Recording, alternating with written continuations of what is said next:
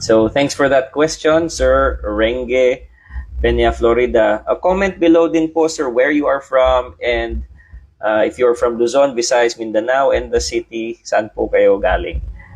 So again, mga katuhod, if you found or you are finding value in this live on Facebook, please like po, please follow, and share this with your friends po.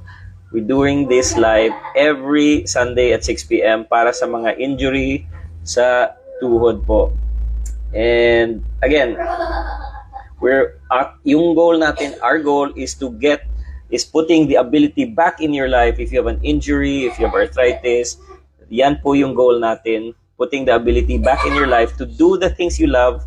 And instead of wasting time doing nothing po, I hope this inspires you kasi making and joining these groups, the other patients can help inspire you po because they've already been through the process of recovery.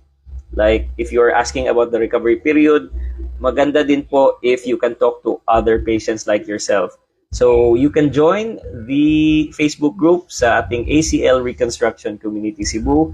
Check out the videos of the patients na nag-recover, na naglalakad. Walking naman sila after 1 day of surgery or few hours after surgery and discharge na po. So again,